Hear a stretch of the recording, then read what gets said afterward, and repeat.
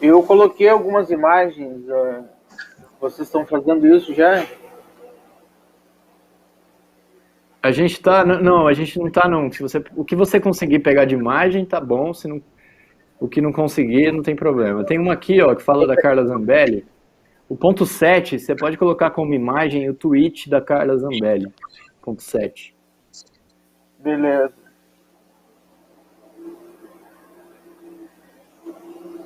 Essa da Palestina, você fala, Caio? Palestina? Na verdade, assim, tem mais a ver com. É opinião também, ó. O imperialismo defende genocídio. A gente tem que descascá-lo. Mas teria alguma coisa, você lembra de alguma coisa assim que alguém falou? Algum gancho? Deixa eu ver aqui que eu já procuro aqui.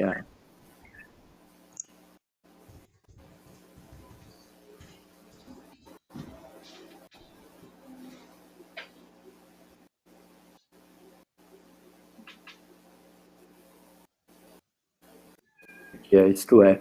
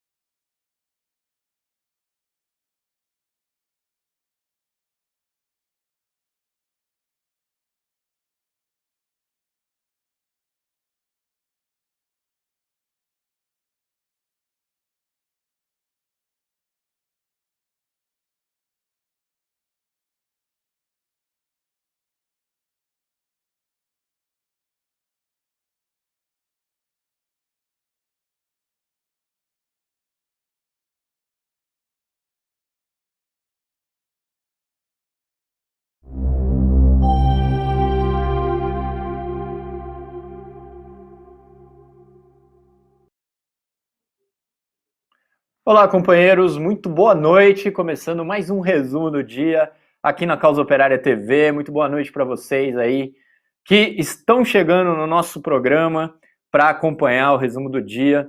Já agradecendo aqui o companheiro Ernesto Abdala Filho pelo super chat. Muito obrigado e faça como ele, mande seu super chat, seu super sticker, contribua conosco aqui no resumo do dia, contribua com a Causa Operária TV e com todos os nossos programas que nós estamos aí estreando, né? Você que acompanha a Causa Operária TV já deve estar sabendo que nós criamos aí canais especiais de cada um dos nossos programas. Então nós vamos ter aí o canal do Resumo do Dia, nós temos o canal do Resumo do Dia que eu vou daqui a pouquinho colocar para você aí o link para você entrar lá e se inscrever. Nós estamos fortalecendo aí aos poucos, vamos começar a alimentar esses canais novos, né? E aí os canais terão vídeos exclusivos, além dos programas diários aqui do Resumo do Dia. Bom, convido você também a curtir o vídeo. Clica aí no joinha, curta o vídeo, compartilhe com seus contatos, né? Tudo isso ajuda a fortalecer a Causa Operária TV. Além disso, né, contribua financeiramente. Já falei aqui do companheiro Ernesto Abdala Filho.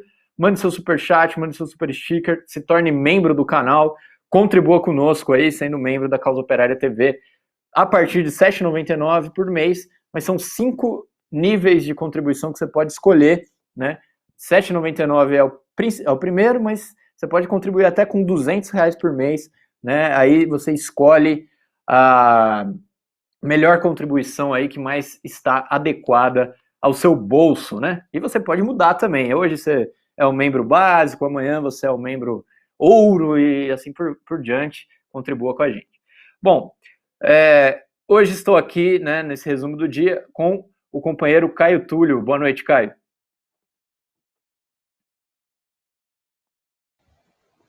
Boa noite, Henrique. Boa noite aos companheiros da Causa Operária TV que acompanham aqui o programa Resumo do Dia.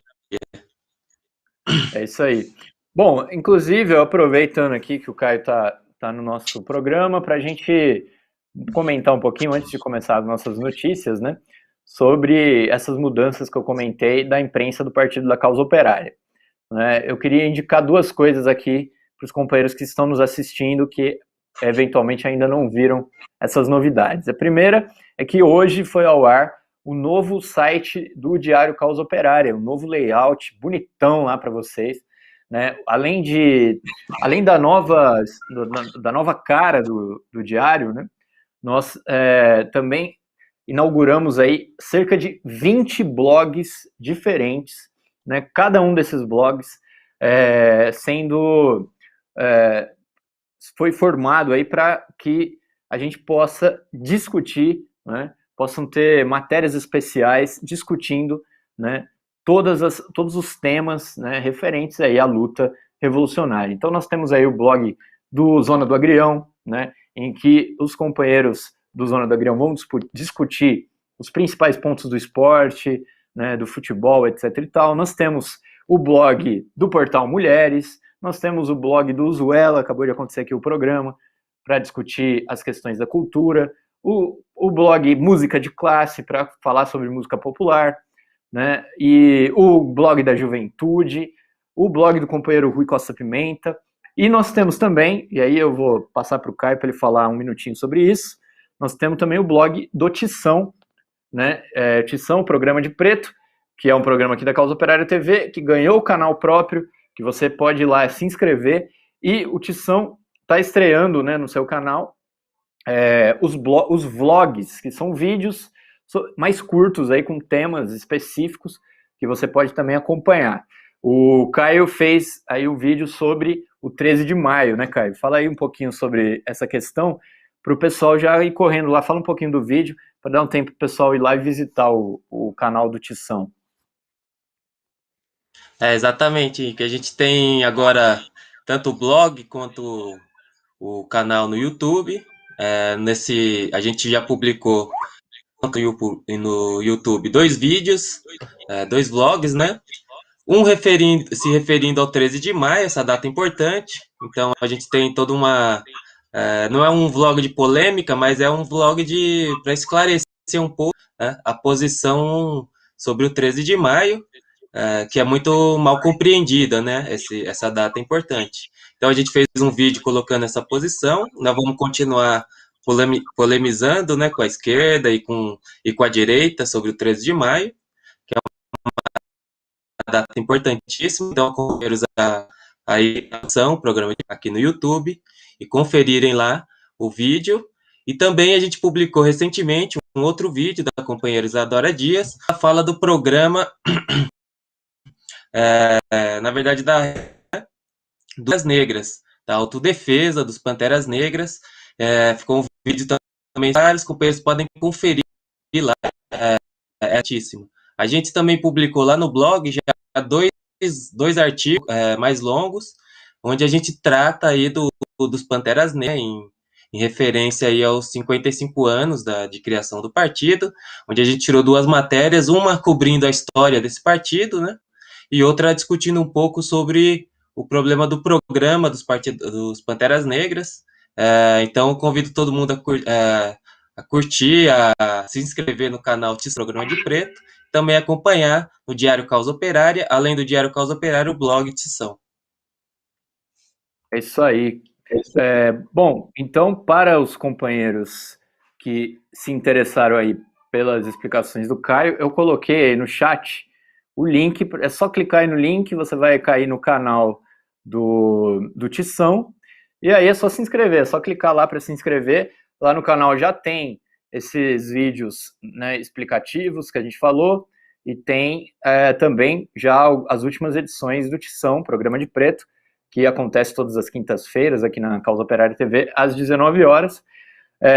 E também, né, você visita o site do DCO, como eu falei, novinho lá, né, e tem o blog do Tição também para você acompanhar e ler essas matérias especiais que os companheiros do coletivo João Cândido fizeram aqui para a nossa imprensa. Bom, então vamos lá, vamos começar. Eu vou colocar para vocês aí fixado no nosso chat o link para você se inscrever no canal do Resumo do Dia agora. E vai lá, se inscreva, o canal está começando, então a gente precisa que vocês deem um pulinho lá, se inscrever no canal, né? E logo também o canal do Resumo vai ter aí alguns vídeos exclusivos do canal. Então vamos lá, vamos começar, Caio. Hoje, o primeiro tema do nosso programa de hoje é justamente, né, a morte do Bruno Covas, né? Bom, nós acompanhamos aí toda a coisa no final de semana, né? Já falamos bastante sobre isso, mas uma coisa que eu queria levantar aqui, né, e depois passar para o Caio comentar um pouco também, é que a imprensa golpista, né, tá entrando aí na jogada, né? Porque também só poderia ser ela, né? Porque vamos falar aqui a verdade, o PSDB talvez esteja na lista aí do top 3 partidos mais impopulares do país, né? Então só pode ser mesmo uma operação da imprensa golpista para tentar utilizar a morte do Bruno Covas, né, para ressuscitar o PSDB, né, fazendo aí a propaganda, já que o Covas era um grande democrata, de que o PSDB é lindo, maravilhoso, antibolsonarista, civilizado, científico. E olha só, o Bruno Covas, esse grande político, homem íntegro, e por aí vai, né? Tudo isso é uma operação, né, como a gente conhece bem, uma operação típica da imprensa golpista, né? Aqui não é o programa Minta Você Mesmo, né? Mas nós temos que explicar esse problema, esse fenômeno que é um fenômeno político, né? A imprensa esconde tudo que o Bruno Covas fez, já escondia quando ele estava vivo, né? Porque não é interessante aí para a imprensa golpista mostrar os podres do PSDB. Agora, né, que o Covas morreu, não se trata aqui de ficar, né, pisando no morto, mas nós devemos, né, mostrar claramente, mostrar de maneira bastante racional e desmascarar a operação que está sendo feita, né, para tentar fazer aí do PSDB o grande defensor aí da democracia, até mesmo do antibolsonarismo, o que é uma piada, falar que o PSDB é antibolsonarista, e até mesmo que o Bruno Covas é antibolsonarista, está circulando aí na rede social, nem precisaria também estar circulando na rede social, todo mundo sabe. O Bruno Covas está junto com o Bolsonaro, estava junto com o Bolsonaro, o PSDB ajudou a eleger o Bolsonaro, o Bruno Covas votou pelo golpe e assim por diante, né? Então eu vou passar para o Caio também para ele comentar um pouco esse fenômeno aqui da tentativa de usar a morte do Bruno Covas para, inclusive, quem sabe, né, ajudar a burguesia, né, a direita tradicional, a enganchar aí, quem sabe, um candidato para 2022. Né? Exato, como você comentou, né? Assim como o PSDB, também o Bruno Covas deve ser um dos prefeitos, foi, né? Um dos prefeitos mais impopulares, né? De toda a história. Logicamente, como você falou também, como que tripudiar sobre a morte de ninguém, mas nós temos que lidar. O Bruno Covas não é, de maneira alguma, aliado dos trabalhadores. A gente viu que a campanha ela foi tal que até a esquerda foi homenagear, né, o Bruno Covas, que é uma coisa totalmente absurda, na minha opinião, porque somos amigos, né? Nós não devemos confundir as coisas, né? Aí eu queria chamar a atenção para uma coisa também. Eu vi hoje numa matéria da revista Veja que um membro aí do movimento negro, né, o José Vicente, que é reitor da faculdade, na revista Veja, dizendo que o Bruno Covas, prefeito interessado, amigo e aliado, né? Segundo ele, o Covas assim sempre se mostrou de profunda sensibilidade com a reivindicação paulista. Uma comente absurda, né? O Covas é do PSDB, um partido contra os interesses dos negros e da população em geral trabalhadora, né? Mas em particular dos negros também, devemos destacar. E eles utilizam, né, exatamente esse fato, né, da morte do Bruno Covas, para procurar não só o Covas como um político, uma pessoa ilibada, que não tem nada a ver, evidentemente, mostrar também o PSDB, né, como se fosse um partido sério, um partido aí de posições ideológicas,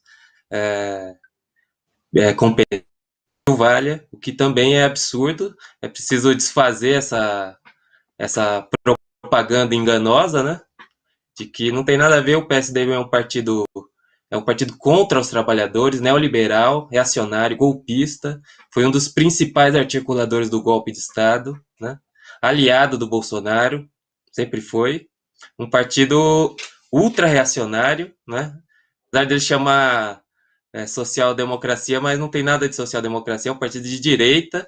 A gente vê que eles procuram, né, se vincular com essa ideia, como se fosse um partido de centro-esquerda, como o pessoal costuma chamar hoje em dia, para não falar direita, mas é um partido de direita, né, com posições, por exemplo, é só a gente lembrar que o do Dória é do PSDB, né, um cara de extrema direita, e o Bruno Covas era um pupilo aí do Dória, né, todo mundo sabe.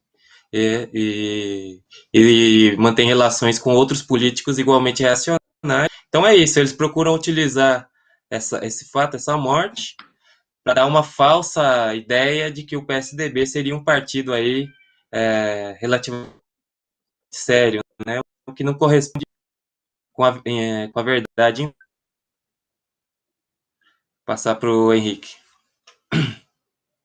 É isso aí. Bom, é isso mesmo. Eles querem aí. E a esquerda, né? Só para o Caio comentou da esquerda, a esquerda que fica aí nesse esquema tá, como sempre, né? Como gosta de fazer a esquerda, ajudando a manobra, né, da direita para ressuscitar o PSDB, né? Então, aí fica a pergunta: o que eles ganham com isso daí, né? Bom, vamos lá. Continuando aqui, eu queria destacar rapidamente um ponto importante. Portuários de Santos não entram em acordo sobre greve por vacina contra a Covid. Né? Está aí acontecendo uma mobilização, né, já desde semana passada, em torno da reivindicação dos portuários para que haja, né, um plano de vacinação aí dos trabalhadores portuários e estivadores, etc. e tal, vigias, todos os trabalhadores que trabalham ali no cais, né, estão nessa empreitada aí, negociando para que haja um plano de vacinação. Bom, na verdade, mais do que dar essa notícia especificamente, né, sobre os portuários, eu aproveito esse gancho aqui para dizer o seguinte: bom, logicamente, só para terminar, né, eles estão debatendo isso daí, a prefeitura disse que vai ficar para o dia 1º de junho apenas uma resposta sobre o problema, né, então, como é mais ou menos óbvio, aí nós estamos esperando aqui para ver se vai haver mobilização, pode ser que haja uma greve, é uma ameaça de greve, né, para exigir o calendário de vacinação, mas o que eu gostaria mesmo de frisar com esse exemplo aqui é que são duas coisas, né? Primeiro, aquilo que a gente já vem falando há bastante tempo. Esses companheiros que trabalham aí no porto, eles, desde o primeiro dia de pandemia, nunca tiveram o direito de ficar em casa, né? Então, isso é uma coisa que a gente tem que colocar, né? E esse tipo de mobilização aqui é meio que digamos assim, já passados aí mais de 1 ano e meio, né, o trabalhador decidiu que não tem mais condições de ficar indo trabalhar e correr o risco de pegar doença. E por último, né, a necessidade, que eu acho mais importante, de uma mobilização nacional e centralizada pela vacinação em massa da população. Porque está muito claro, você olha, por exemplo, em várias categorias, professores, agora portuários, bancários, correios, transportes em geral, todos eles têm a reivindicação, né, garis, de fazerem aí, serem vacinados prioritariamente. Só que o problema é o seguinte, não há, por parte dos governos golpistas, a intenção de vacinar ninguém, né? A vacinação vai a passos lentos, né? Então, é importante, tudo isso daqui mostra que é importante unificar todas essas lutas numa reivindicação única, né? E aí eu passo também para o Caio comentar um pouquinho sobre esse problema, porque inclusive já dá para a gente ligar com o nosso tema de hoje, né? Que é justamente as mobilizações que estão marcadas aí para as próximas semanas, né? Então eu vou passar para o Caio para ele comentar um pouco essa questão, né, da luta pela vacinação e a gente já começar a debater também a necessidade de fazer uma ampla convocação, uma ampla mobilização para os dias 26, né, em Brasília, dia 29 em todas as capitais, e dia 3 de julho, né, que é o Ato Nacional em São Paulo, chamado pelo PCO. Caio. Outras categorias também levantaram essa reivindicação, né, da vacinação, principalmente categorias aí que sofrem muito com o vírus. Por exemplo, aqui na região onde eu moro, os trabalhadores do transporte, motoristas e cobradores, eles também levantaram essa reivindicação junto ao governo do estado, o que não conseguiram, não foi obtido essa possibilidade de incluí-los na vacinação prioritária. Isso por um lado, quer dizer, são muitas as categorias que desde o início da pandemia continuam trabalhando, né? Não pararam um minuto, né? Que tem uma grande atividade, uma grande exposição ao vírus, né? Então você demandaria essas categorias todas uma grande atividade de vacinação, como se elas fossem consideradas prioritárias. O que o governo, como o Henrique falou, não tem interesse nenhum em vacinar nem os prioritários, nem os não prioritários. Por isso que a reivindicação é fundamental, levar uma luta, né, para que o governo apareça com a vacina. Nós, por exemplo, a gente levanta a reivindicação de quebra das patentes, porque o governo tem condições plenas de produzir a vacina, seja ela qual for, aqui no Brasil. Inclusive, eles deveriam estar fazendo isso, porque nós temos 537 mil mortos pela Covid-19, o governo não faz absolutamente nada. E, como o Henrique falou, né, das categorias todas, né, e preciso a vacinação em massa da população, né? Sem isso, não é possível, né?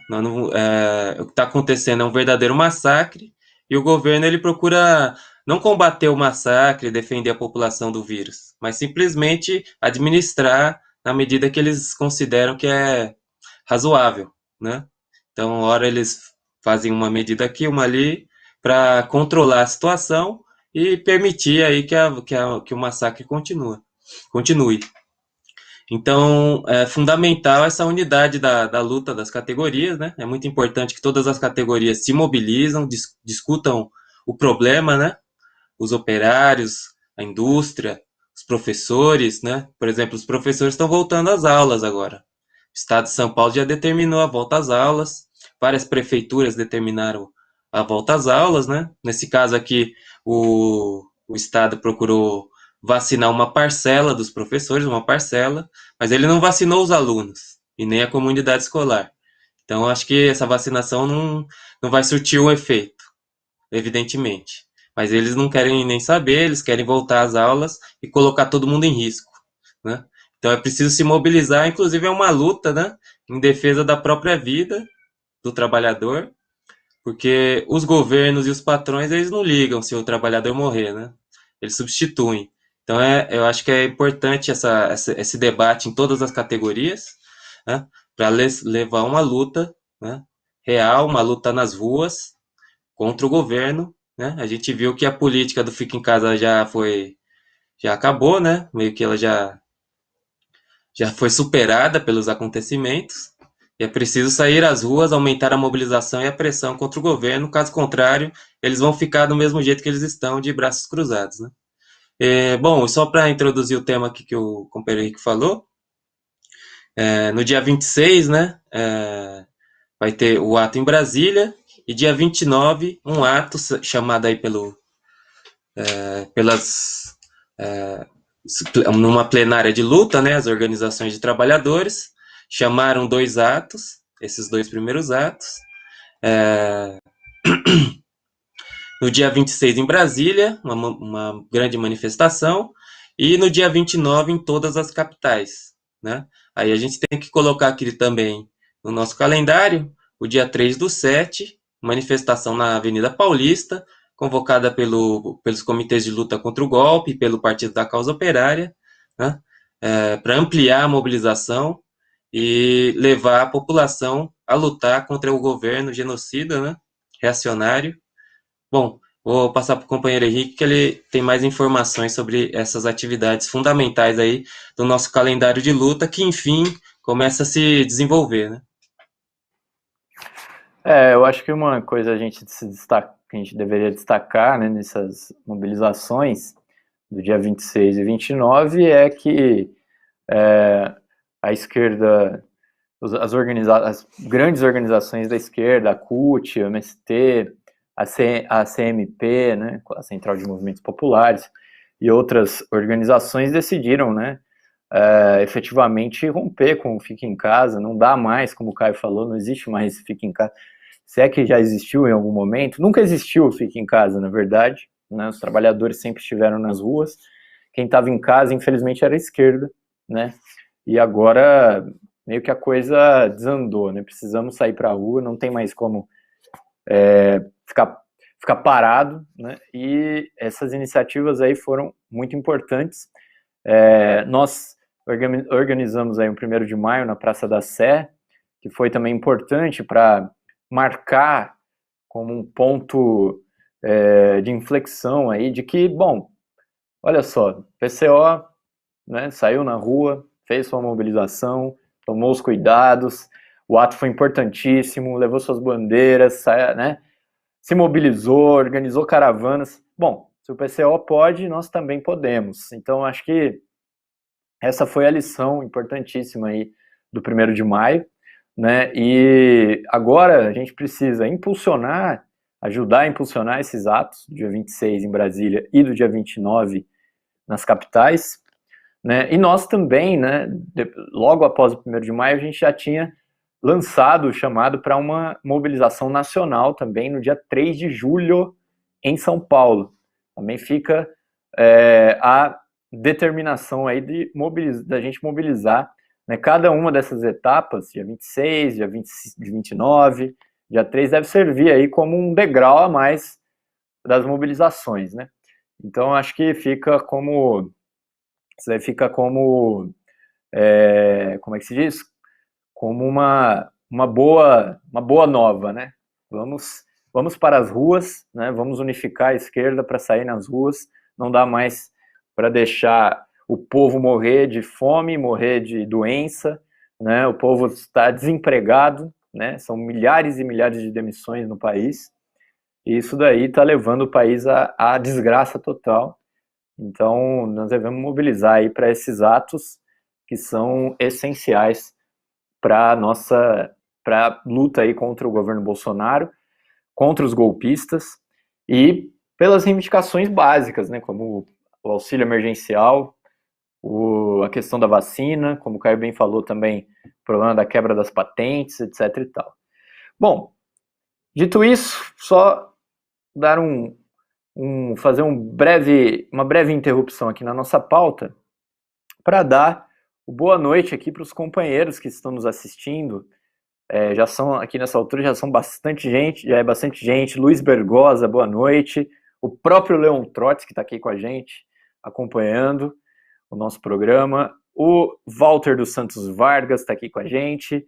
O Ernesto Abdala Filho está aqui com a gente, mandou seu superchat. A Cecília Maria está aqui com a gente também. O Carlos Adustos. A Luciana Lu está aqui com a gente também. O Leonardo Andrade, muito boa noite. O Leon Trotsky mandou o super sticker, muito obrigado aí pelo super sticker, pela contribuição. Terezinha Assunção, boa noite.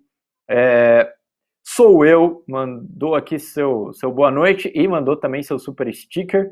muito obrigado pelo super sticker. O Sérgio Salgueiro está aqui, companheiro nosso com a gente, boa noite. Anjo, está aqui também, boa noite. Angelina Silva, o Juca Simonardi está aqui conosco.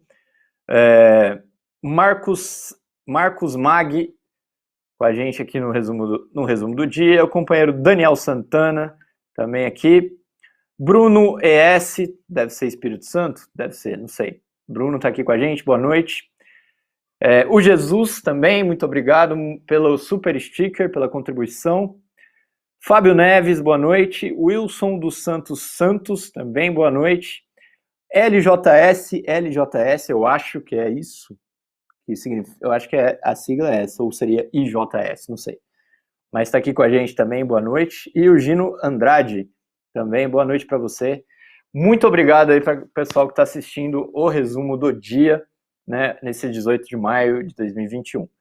Caio, eu vou passar a bola para você agora, para que você fale um pouco sobre a questão, né, da Palestina, né, os nossos civilizados países imperialistas, né, mais especificamente a França e a Alemanha, no meio do massacre, em meio ao massacre que está acontecendo na Palestina, né, organizado aí pelo Estado de Israel contra os palestinos. A preocupação aí do imperialismo é com o antissemitismo. Então, eu queria que você falasse um pouco aí sobre esse problema que está acontecendo em Israel e vamos desmascarar também essa ideia, né, dos países imperialistas civilizados, porque na verdade eles são genocidas. Exatamente. A gente tem sempre... a gente está vendo aí que a política de Israel contra os palestinos, ela poderia muito bem empregado, o termo nazista, porque é uma política é uma reação, vamos dizer, se colocar assim, extremamente violenta, muito mais violenta do que qualquer possibilidade dos palestinos, né? Como se você fizesse um massacre, como o Henrique falou, um verdadeiro massacre. Bom, mas diante nesse massacre, né? Inclusive eu destaquei uma vez aqui no programa que o cinismo que a imprensa capitalista trata o problema, né? Como eles colocam, né? Como se fosse um conflito entre iguais, vamos dizer assim. Então eles falam, os palestinos estão lançando mísseis contra Israel e a Israel revida com outros mísseis. Mas colocado assim é absurdo, não é assim, né? Os mísseis que os palestinos, que o Hamas pode lançar, não tem nada a ver com os mísseis que Israel lança, né? Contra a população civil, né? Contra a população civil da Palestina. Também teve, só para emendar, teve outro cinismo da imprensa capitalista, onde eles procuravam mostrar que os mísseis de Israel, eles só atingiam, eles eram teleguiados, eles só atingiam, né, segundo eles, terroristas, né? Então, sempre que eles iam lançar um míssil, eles avisavam aquela população e o míssil só caía em cima dos terroristas, que é um cinismo, assim, atroz, né? Uma vez que você tem aí pelo menos metade das vítimas são mulheres e crianças, eles estão atacando a população civil do país. Uma matança absurda. Bom, mas, no entanto, a gente vê que os países europeus, por exemplo, o vice-presidente da Comissão Europeia, um indivíduo chamado Margaret Schinas, não sei se é assim que se pronuncia, mas ele fez um pronunciamento, né, frisou aí nas redes sociais, etc., que ele está profundamente preocupado, né? Mas ele está preocupado com as comunidades judaicas na Europa, que estão sofrendo aí, veja só, ameaças, né, ameaças, o que, segundo ele, é uma clara manifestação de antissemitismo, né, que deve ser fortemente condenada, né? Então, eles, para defender a política de Israel, né, eles procuram levantar a lebre do antissemitismo, porque se você critica a política nazista que Israel está promovendo, você é antissemita, mas não tem nada a ver, quer dizer, para colocar as pessoas, inclusive, na defensiva, né, diante de um massacre bárbaro que está sendo promovido pelo Estado de Israel contra a população civil na Palestina, na faixa de Gaza, e contra a população, e também, né, a repressão que está acontecendo contra os muçulmanos dentro do Estado de Israel, né? Então eles levantaram mais uma vez, né, uma vez mais, a questão do antissemitismo como justificativa aí para apoiar Israel, né, para evitar qualquer crítica a Israel, né, mostrando que eles não têm nenhum interesse nos palestinos, evidentemente. Eles não, como a posição dos Estados Unidos também foi destacada, que absolutamente neutra aí, né, em relação ao massacre que Israel está promovendo, neutra no ponto de vista dos direitos humanos que eles dizem defender, né, que Israel está promovendo. Passar para o companheiro Henrique. É isso aí. Bom, Caio, vamos avançando aqui então na nossa pauta. Aproveitar então para fazer uma breve propaganda aqui das atividades do Partido da Causa Operária, né? Nós estamos levando nesse mês de maio e junho as escolas marxistas, né? Com o tema bolchevismo e stalinismo. O que são as escolas marxistas? São temas, ou melhor dizendo, são cursos regionais ou regionalizados, talvez seria melhor falar assim, nos bairros, né, nos municípios do interior, né, nas escolas, etc. e tal, né, que serve para justamente ampliar, né, a participação de companheiros, né, dos movimentos populares, do movimento operário, né, na discussão do marxismo, né? O tema bolchevismo e stalinismo, ele né, uma síntese, digamos assim, do que foi a última Universidade de Férias do PCO, que tratou justamente sobre o tema mais abrangente do stalinismo, que foi o stalinismo, uma análise marxista.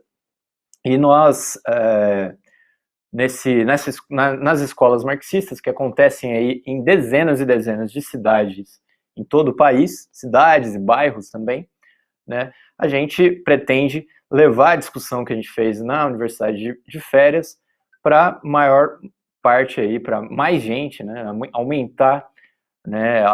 aumentar o número de pessoas que a gente possa discutir esse tema importante, fazer essa discussão de formação política. Para você se inscrever na escola marxista, basta vocês entrarem em www.escolamarxista.pco.org.br. Lá você se inscreve, aí você escolhe o local que você quer fazer o curso, né? Se não tiver um curso, por exemplo, registrado aí na sua cidade, você tem a opção de escolher aquela cidade que é mais próxima da onde você mora, ou até mesmo uma data que seja mais de melhor aí adequação para o seu cronograma, né? Aí você se inscreve, você pode escolher fazer aula presencial ou online, né? Por conta da pandemia, nós abrimos a possibilidade de fazer uma parte das aulas online também, então você pode escolher, e paga apenas R$10 na inscrição para participar da escola marxista. Ou então você pode já adquirir o livro do Trotsky, Bolchevismo e Stalinismo, pagando R$35 e já ganha acesso à escola marxista. Então é muito barato, né, muito simples de fazer, e por isso também que nós estamos aí numa campanha para abranger aí o máximo de pessoas, né, nessa atividade do Partido da Causa Operária, né, levando aí a formação política, né, os estudos para o máximo de pessoas aí nos bairros, nas fábricas, nos municípios do interior, etc. e tal. Então fica o convite para você participar da escola marxista com o tema bolchevismo e stalinismo. Eu não sei se o Caio quer comentar alguma coisa sobre a escola marxista, mas se ele quiser, ele pode já comentar, mas eu também já chamo a próxima notícia, né, para o Caio falar sobre a farsa da vacinação. Caio, com você. Sim, não, só sobre a escola marxista, né, acho que é uma atividade fundamental, né, pioneira aqui no país, uma atividade partidária, né, feita dessa maneira em várias cidades, discutindo temas importantíssimos da teoria marxista, de maneira ampla, né, com o máximo de pessoas interessadas. Eu acho que é pioneiro, é fundamental ampliar esse debate, essa discussão, e o tema desse curso, que é o stalinismo, é um tema candente aí na esquerda, né, nesse problema, eu acho que tem muita confusão também sobre esse tema. Eu acho que vai ser uma oportunidade aí de esclarecer, de aprofundar o debate, de maneira geral, né, de maneira mais ampla, nas comunidades, nos bairros operários, em todos os locais que o partido possa fazer essa discussão.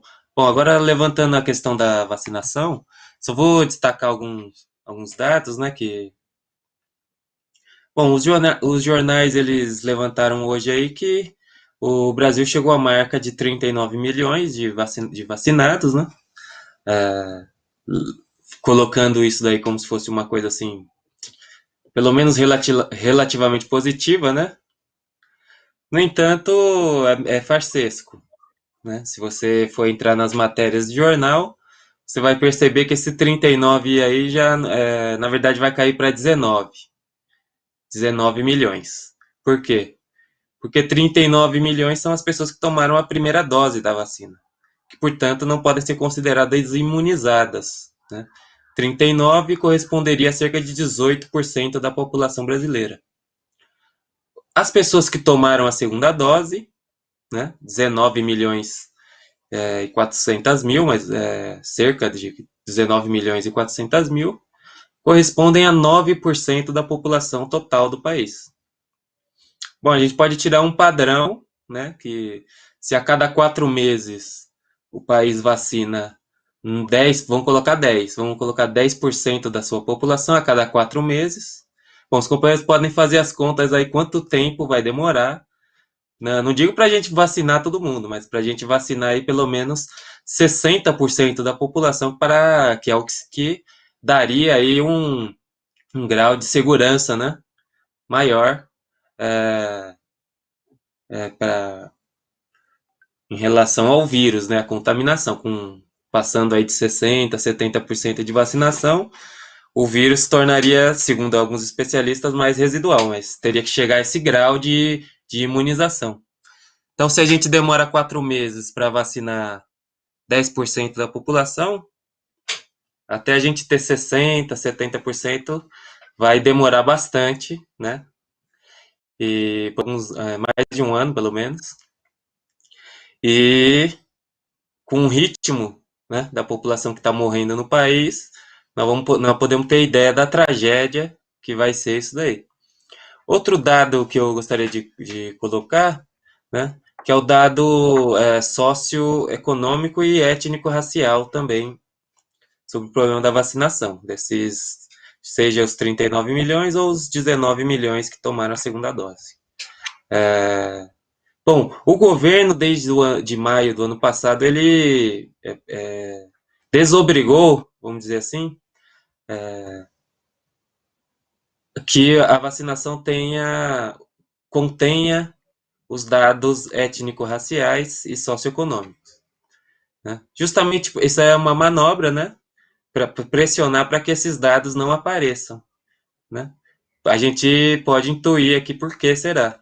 Bom, mas alguns estudos mostraram que a vacinação ela é menor entre os negros, por exemplo. E ela é também menor entre a população pobre, né? E ela é maior entre a população branca e maior entre a população rica, mais rica, né? mais escolarizada. Bom, teve, só destacar uma pesquisa do núcleo de operação. Bom, isso daí é uma coisa. A vacinação, embora a gente não tenha dados precisos, justamente por conta disso, porque o governo obrigou a coleta desses dados, para que a gente fique meio sem saber, mas há alguns indícios, por exemplo, uma reportagem da agência pública deu conta de que 3,2 milhões de pessoas que se declararam brancas durante a vacinação receberam a primeira dose. Dos que se declararam negros, foi 1,2 milhões, mostrando que há uma tendência de queda, né, da população negra. E também, outro dado importante é que saiu recentemente em várias pesquisas, mostrando que a população negra, né, e a população pobre, elas são mais vulneráveis ao vírus. Seja por comorbidades, que é a população mais pobre e tudo, geralmente adquire, né, por falta de condições, etc. Seja por questão de atendimento de saúde, né, o hospital conta muito, o hospital que você vai ser atendido, né? Então, quer dizer, tudo isso para mostrar que o governo ele procura direcionar, evidentemente, o ônus de toda a crise, assim como da crise econômica, mas da crise sanitária para a população negra e para a população pobre, né? E procura aí salvar a população mais abastada, rica e branca, né? Salvar entre aspas, né? Mas ele direciona o pouquíssimo esforço que o governo fez, se é que fez algum, para conter a pandemia, ele direciona para a população branca e rica, e o ônus todo fica com a população pobre e negra, né? Por isso que a gente chama a luta, se mobilizar contra o governo, que é um governo contra a maioria esmagadora da população brasileira. É isso, Henrique. Beleza.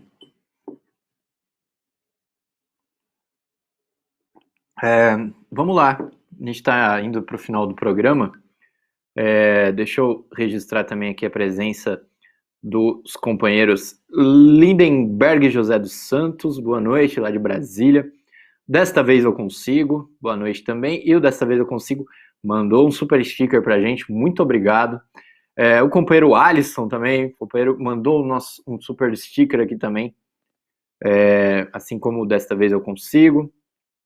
Muito obrigado aí para o pessoal que está acompanhando a gente aqui nesse resumo do dia. Bom, o nosso próximo tema é um tema, ao mesmo tempo que nós devemos denunciar, ele é um tema um pouco educativo também, né? Carla Zambelli, né, deputada federal aí da extrema-direita, bolsonarista, etc. e tal, assinou requerimento, né, de coautoria do projeto de lei que visa aí transformar em crime hediondo, né, aumentar a pena do homicídio doloso praticado contra pessoa menor de 14 anos ou maior de 60 anos. Né? Bom, tem várias coisas que a gente deveria comentar aqui desse tema. Né? E eles chamaram, ironicamente, o projeto de Lei Henry. Né? Por que eu digo ironicamente? Porque quem assassinou o menino Henry, no Rio de Janeiro, foi justamente o deputado, né, Jairinho, de extrema-direita. Né? Então é um negócio assim que mostra o cinismo da extrema-direita. Mas mostra também o seguinte, que essas políticas, né, de aumentar as penas, de transformar em crime hediondo, etc. e tal, é uma política típica da extrema-direita. Né? Todas as oportunidades em que a direita tem, né, seja por conta de alguma propaganda, alguma campanha feita pela imprensa, alguma campanha histérica, etc. e tal, eles usam para aumentar penas. Né? E quem se ferra com isso daí, logicamente, é o trabalhador. Porque é óbvio, né? Aquilo que a gente sempre explicou. O homicídio é um crime que já está previsto no Código Penal. E se você comete um homicídio, você vai ser julgado, etc. Deveria ser assim, você vai ser julgado, se você for condenado, você vai preso, pega tantos anos de cadeia, é assim que funciona. Né? O que eles querem é criar uma determinada carga moral nesse crime para justificar o aumento das penas. E isso daí, obviamente, como tudo nesse caso, vai recair sobre a população pobre, né? Porque para quem tem dinheiro, para quem tem influência no judiciário, etc e tal, né, nós devemos dizer que normalmente a justiça ela tem muito mais dificuldade de pegar, né, as pessoas ricas. E fica uma lição para a esquerda, antes de eu passar para o Caio, né, que gosta também de justificar qualquer motivo para aumentar as penas, né? E é como se o crime não fosse um problema social, como a tradição da esquerda, nem digo a esquerda revolucionária, mas é a tradição da esquerda, né, sempre defendeu isso daí, né, a esquerda nas suas, é uma defesa tradicional da esquerda, que o crime é um problema social, né, e que aumentar a repressão, aumentar a polícia não vai resolver o problema do crime, e que isso vai recair também sobre a população pobre. No entanto, né, a esquerda cai nesse mesmo papo da extrema-direita, né, sempre que ela tem oportunidade. Então fica aquela coisa, quem está certo? Né? A Carla Zambelli está certa? Né? Ela tem uma boa justificativa para aumentar as penas? Né?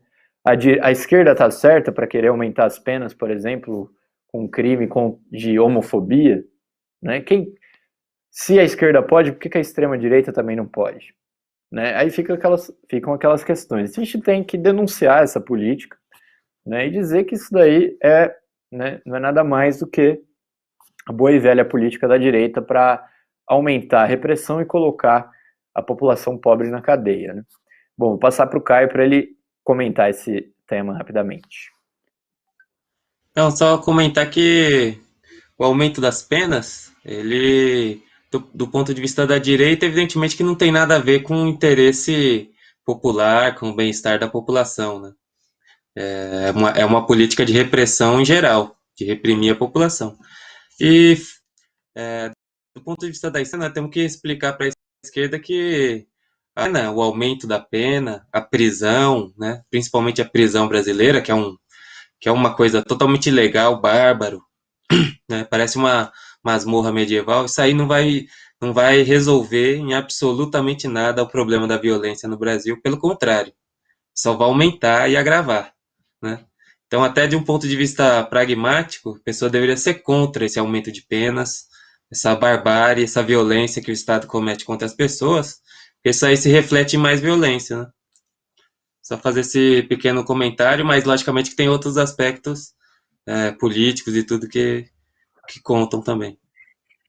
É isso aí. Bom, como a gente está no finalzinho, só queria registrar aqui a questão das eleições no Chile, né? Foi feitas as eleições aí para a convenção, que é a Assembleia Constituinte, e os primeiros resultados aí indicam que há uma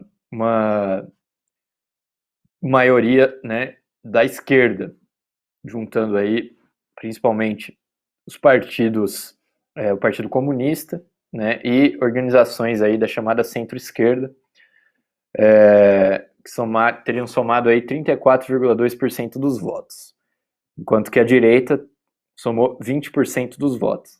Logicamente aqui, né, não dá para a gente fazer nenhuma análise mais aprofundada do problema, é mais a gente dar a notícia e registrar que, né, o resultado, olhando de um ponto de vista geral, né, não olhando no detalhe, a gente precisa ver quanto cresceu cada força, como é que está a extrema-direita nessa história toda, etc e tal. Mas, olhando de um ponto de vista geral, já dá para perceber, logicamente, que o resultado né, demonstra aí a crise no regime político no Chile, né, que é resultado das enormes mobilizações que tiveram aí no final de 2019, né, que a esquerda, inclusive, se recusou a chamar a derrubada do governo Piñera, que agora se sustenta aí através dessas manobras, né, a própria eleição é uma manobra para tentar sustentar o governo do Piñera, né? Mas, de qualquer maneira, o resultado mostra um pouco, ou mostra bem, nós precisamos analisar melhor, esse problema da crise aí, né, do regime e do governo direitista do Pinheiro, já que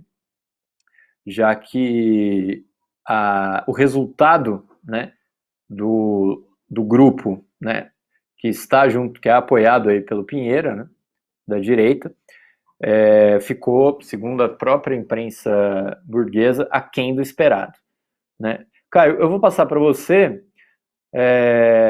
comentar rapidamente e também já fazer suas considerações finais. A gente está nos últimos minutos aqui do nosso programa.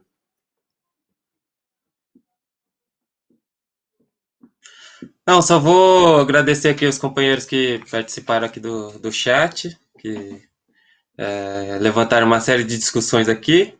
Agradecer os companheiros que assistiram, né? Companheiro Henrique, e até a próxima, até o próximo resumo do dia. É isso aí, companheiros.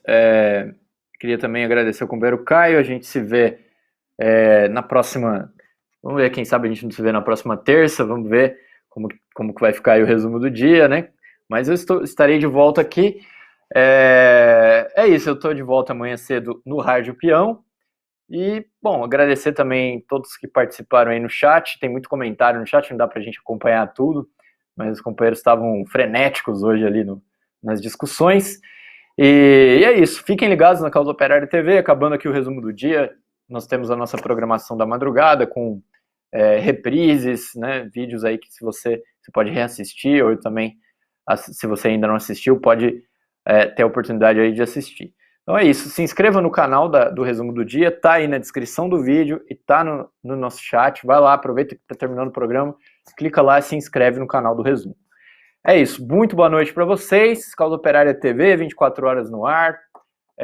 A gente se vê então no próximo resumo. Amanhã o companheiro Antônio Carlos está de volta aqui às 8h30 da noite. Até mais, pessoal.